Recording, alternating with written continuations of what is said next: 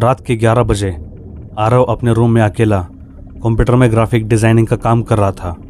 तभी time pass के लिए टिंडर स्क्रॉल करते करते वो रुक गया, क्योंकि उसके सामने एक प्रोफाइल आई थी।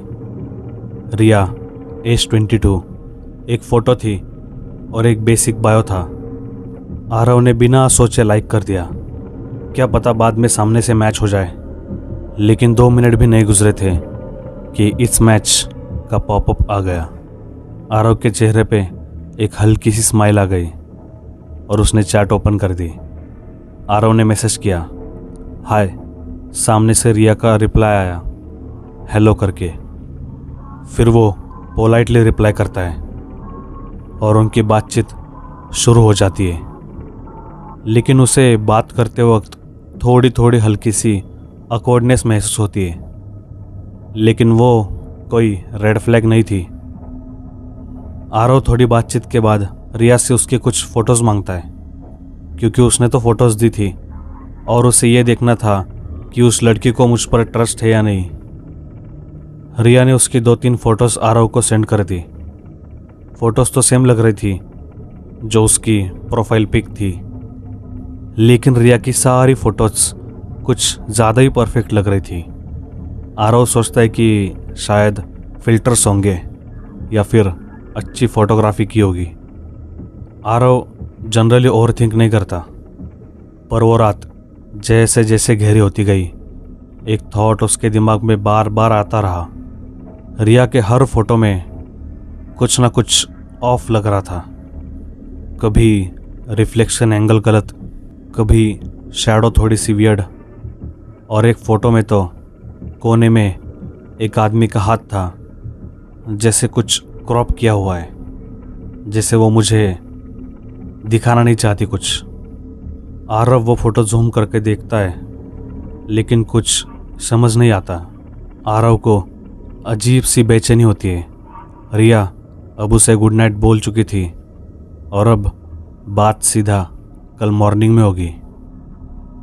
दूसरे दिन सुबह भी उन दोनों की थोड़ी चैटिंग होती है, लेकिन फिर से आरव की नज़र रिया के फ़ोटोज़ पर जाती है। रिया को उसने कुछ पूछा नहीं था उसके फ़ोटोज़ के बारे में, क्योंकि जब तक वो श्योर नहीं हो जाता वो रिया को कुछ बोलने वाला नहीं था।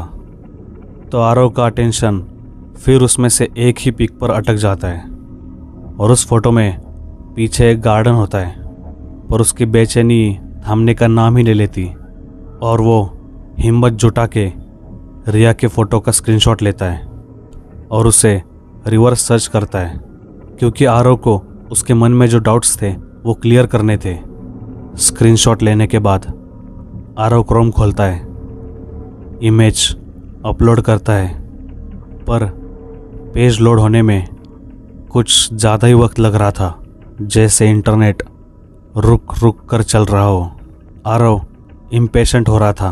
कुछ सेकंड बाद अचानक से सर्च होकर वहाँ उसे जो दिखता है वो देखकर आरव के हाथ पैर ठंडे पड़ जाते हैं, क्योंकि रिजल्ट में सबसे ऊपर एक न्यूज़ वेबसाइट थी और उस पर लिखा था, missing girl last seen in this garden 2019। उस वेबसाइट के आर्टिकल में वही फ़ोटो थी उस लड़की की, बस उस लड़की का नाम अलग था, रिया नहीं था।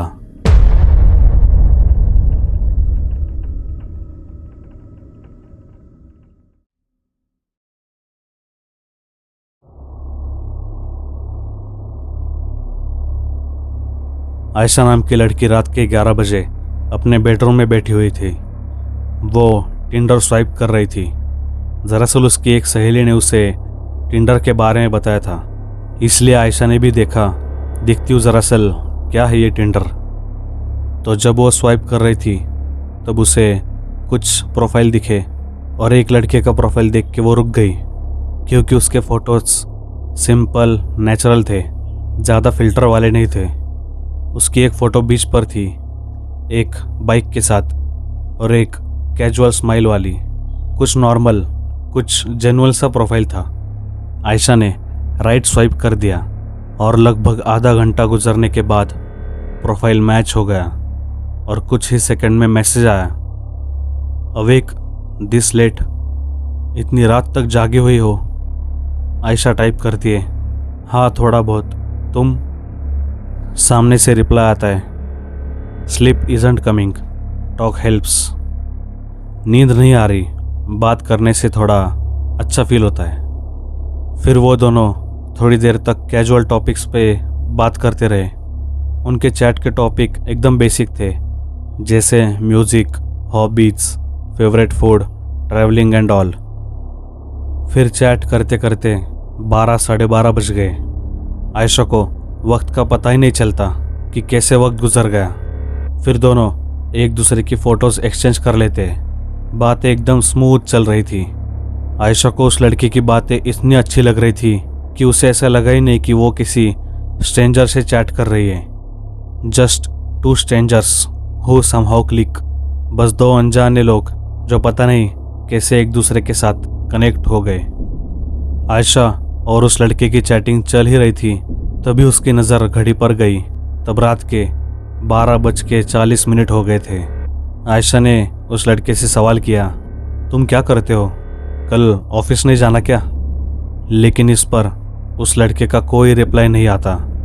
बस स्क्रीन के ऊपर छोटा सा इंडिकेटर दिखता है। 2-3 सेकंड के लिए टाइपिंग ऐसे आया, लेकिन रिप्लाई नहीं आया। आयशा सोचती है शायद वो लॉन्ग मैसेज टाइप कर रहा होगा, इसलिए वो वेट करती है। पर 2 मिनट, फिर 5 मिनट, फिर 8 मिनट हो जाते हैं और उस लड़के का रिप्लाई नहीं आता। अब आयशा का पेशेंस टूटने लगता है। वो लिख देती है, आर यू देयर, लेकिन नो रिप्लाई। अब तो आयशा को नींद आने लगती है, लेकिन उसे लगा कि अगर मैं सो गई और उसने मैसेज किया तो उसे बुरा लग सकता है। फिर मिसअंडरस्टैंडिंग भी हो सकती है कि मैंने उसे इग्नोर किया, रिप्लाई नहीं दिया। लेकिन रिप्लाई का वेट करते ही 10 मिनट में आयशा को ही नहीं पता चला कि उसे कब नींद आ गई। सुबह 8 बजे आयशा की नींद खुलती है और उसकी पहली नज़र उसके फ़ोन पर जाती है। वो फ़ोन अनलॉक करके सीधा टिंडर ऐप खोलती है, उस लड़के का रिप्लाई आया कि नहीं वो देखने के लिए। वो टिंडर ऐप खोल के उसके चैट में देखती है, लेकिन कोई रिप्लाई नहीं आया था। फिर भी आयशा एक गुड मॉर्निंग का मैसेज उसे सेंड कर देती है कि शायद वो जब उठे तब मैसेज देख ले। फिर आयशा ब्रेकफास्ट करके उसके कुछ छोटे मोटे काम करती है। उसकी फ्रेंड्स के साथ बाहर जाकर जब वो दोपहर तक घर में वापस आती है और लंच होने के बाद जब वो उसका फ़ोन देखती है तब फिर से उसे याद आता है उस लड़के के बारे में। फिर वो टिंडर ऐप खोल के देखती है, लेकिन फिर से नो रिप्लाई। ऐसा कैसे हो सकता है? इतनी अच्छी बात करने वाला लड़का अचानक ऐसे रिप्लाई दे ही नहीं रहा। अब आयशा को ये टाइम पास लग रहा था। उसे ऐसे लगा कि वो लड़का सिर्फ उस रात टाइम पास के लिए आयशा के साथ चैट कर रहा था और अब शायद उसे आयशा की ज़रूरत नहीं थी। फिर आयशा ने भी उस लड़के का ख्याल दिमाग से निकालने की कोशिश की, क्योंकि आयशा तो चाहती थी उससे बात करना, लेकिन अगर सामने से ही रिप्लाई नहीं आ रहा है तो हर एक के अंदर एक सेल्फ रिस्पेक्ट होती है। तो आयशा के अंदर भी वो थी, इसलिए उसने सोचा कि जाने दो अब। 1-2 दिन गुजरने के बाद आयशा के घर की डोरबेल बजी। दरवाज़ा खोलने आयशा की माँ गई थी। आयशा उसके बेडरूम में ही थी, पर कुछ सेकंड बाद आयशा की माँ ने उसे आवाज़ दी और वहाँ बुलाया। आयशा जब दरवाजे पर गई तब उसने देखा तो सामने पुलिस आई हुई थी। एक जेंट्स और एक लेडी पुलिस थी। उस पुलिस ऑफिसर ने आयशा को एक फ़ोटो दिखाई। आप जानती हो इस लड़के को?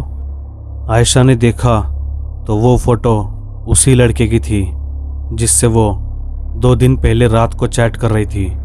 आयशा के कुछ बोलने से पहले ही पुलिस ने कहा, परसों रात 12:40 के बाद से ये लड़का मिसिंग है।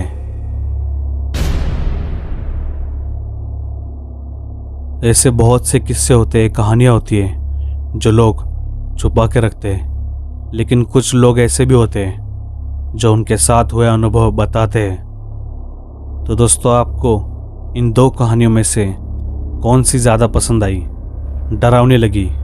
कमेंट करके ज़रूर बताना। और अगर आप अपने इस चैनल पर नए हो तो सब्सक्राइब ज़रूर कीजिए। शुक्रिया।